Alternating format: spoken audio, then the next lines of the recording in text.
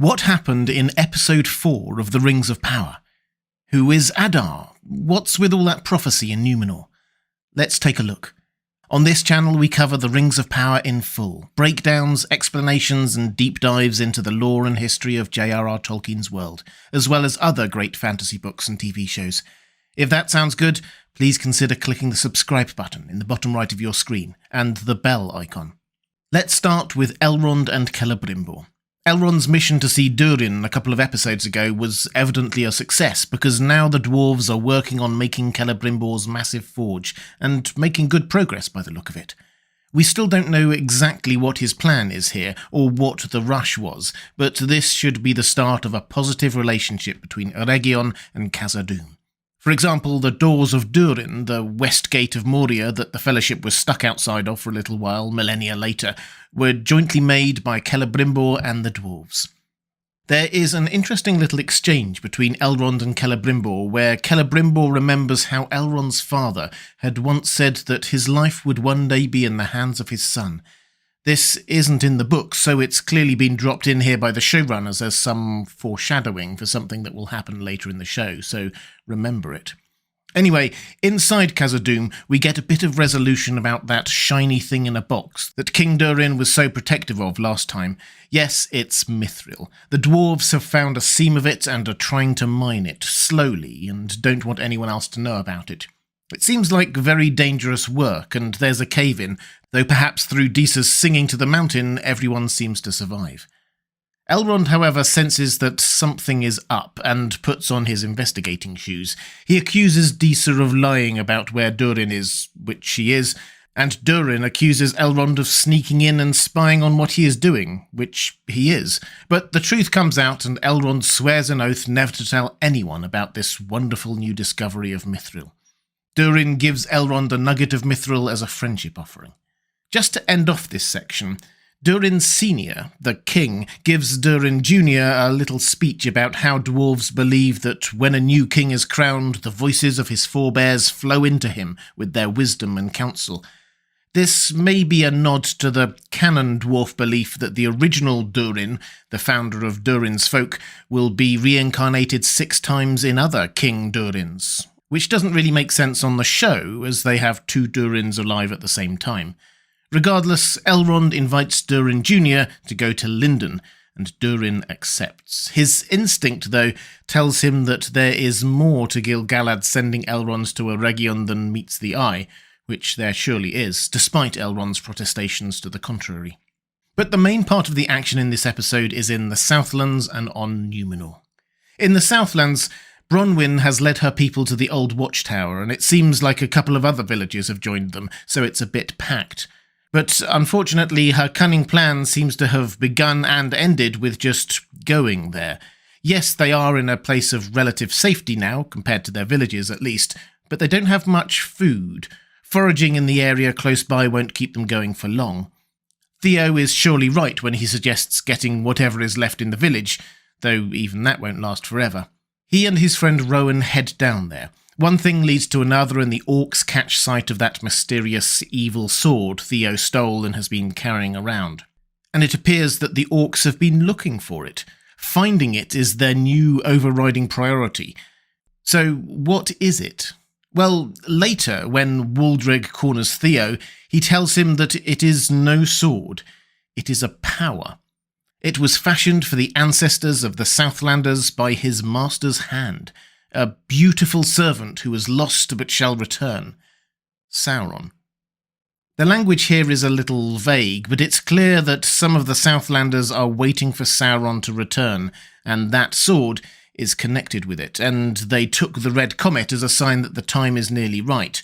The sword is important to Sauron's return. Through Arondir, we meet Adar properly. He's the leader of the Orcs there, and it appears that he is an elf. At least he has the pointy ears, his armour looks elvish, he speaks Quenya and reminisces about the old days back in Beleriand. So, an elf, but a corrupted one in some way. You can see some marks of what looks like maybe torture on him. This is very much a Tolkien thing. He changed his mind a few times on the origin of orcs, but one of the central theories is that the first orcs were corrupted elves. So that, or something like it, is presumably what is happening here.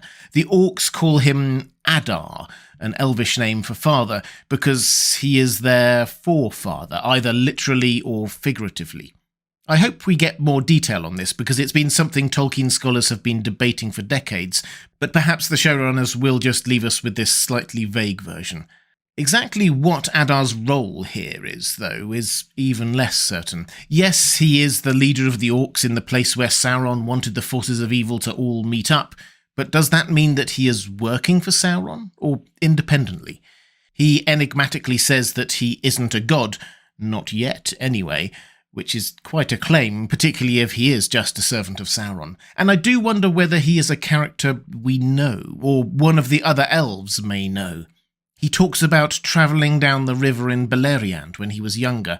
He presumably means the river Sirion, which could imply that he was an escapee from the elven strongholds of Gondolin or Doriath in the First Age.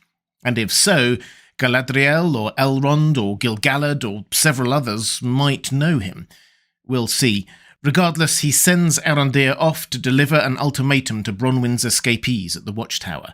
Submit or die. And now that he knows that the sword is there, he will surely launch an attack next episode. But let's go over to Numenor. Halbrand is still in jail, and Galadriel soon joins him when she rather awkwardly tries to demand from Miriel an alliance and for Halbrand to be freed, and when Miriel refuses her, to see the real king. In jail, Halbrand gives her a few lessons in diplomacy. Perhaps don't insult your hosts every time you talk to them, that kind of thing. And he prompts her to figure out what's really going on with Miriel. What is she actually afraid of? As Pharazôn himself points out in a rabble-rousing speech elsewhere, it's just one elf, and they are people of Numenor. There's nothing to be scared of here. While we're dotting around, we should probably just pick up on Elendil's family. Eärien is starting work with the Builders Guild and going on a date with Kemen, Pharazôn's son. I think it's reasonable to assume that those two will grow closer. Both are show-only characters, so the plot could take them anywhere. Isildur deliberately fails his Sea Cadet exam, and does so in a way to get his two friends kicked out too. Bad Isildur. But more intriguingly, we get another reference to Anarion, Isildur's brother who we haven't met yet. Apparently he talks a lot about the West, the real Numenor, so he seems to be a strong member of the faithful, the minority in Numenor who follow the old ways, following Eru Ilúvatar and not hating elves. I hope we get to meet him at some point. But back to Galadriel. She's freed in order to take her to a ship back to Middle-earth, but she escapes quite easily. Pharazôn is about to draw his sword on her, but Halbrand advises him not to. She's quite dangerous, is Galadriel. And besides, Pharazôn can let her leave and not put himself in danger, whispers Halbrand, as long as he knows where she's going. The clear implication is that Halbrand told Pharazôn so that he could recapture Galadriel later, and in return, the next time we see Halbrand, he is walking free in Numenor. His gift for talking himself out of any situation really is quite impressive, and I think I've seen enough now of Halbrand to make a good guess as to who he really is. I'll do a video on that soon. Galadriel goes to see the old king Tar Palantir, who is really unwell, but has a good chat with Miriel instead. Miriel shows her the Palantir they have and invites Galadriel to touch it. In The Lord of the Rings, we mostly saw Palantiri as long-distance communication devices, but they can also show visions of the future and the like, and this one appears to be stuck on a vision of the doom of Numenor. Miriel explains that her father's vision saw her, Galadriel's arrival, as the catalyst of it all. Sensing a possible ally, Galadriel again asks for an alliance. Numenor can join with the Elves against Sauron and put Halbrand on the throne in the Southlands. For the second time, Miriel says no, sending her back to Middle-earth alone. But she changes her mind. What precipitates this is the petals of the white tree falling as Galadriel is sent away. The white tree is a gift from the Elves, kept and tended in the centre of Armenelos in Numenor. The petals falling are a symbol of the tears and judgment of the Valar, she says.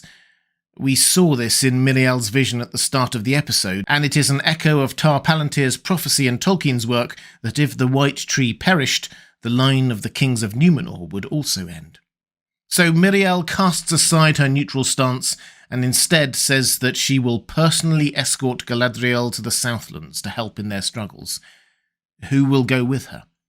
Isildur and his friends will, as will many others it seems, but make no mistake, given the anti-elf sentiment in Numenor, this is a very divisive move, and will surely set Miriel on a course to clash with Pharazôn, who will presumably be ruling in her absence.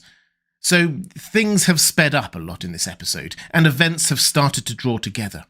Galadriel and Miriel and Isildur and others will be heading to the Southlands, where of course Bronwyn and Arondir and Adar and the Orcs are. Will they arrive in time? And thinking back to the last episode, is that roughly where the Harfoots are headed as well? It looked like it. Further to the north and west, Elrond and Durin are heading back to meet Gil-galad, while Celebrimbor and the dwarves are working ever closer together. Yes, after a slow-ish start, the plot of the Rings of Power is starting to come together. But what did you make of this episode? What did I miss? Let me know in the comments below.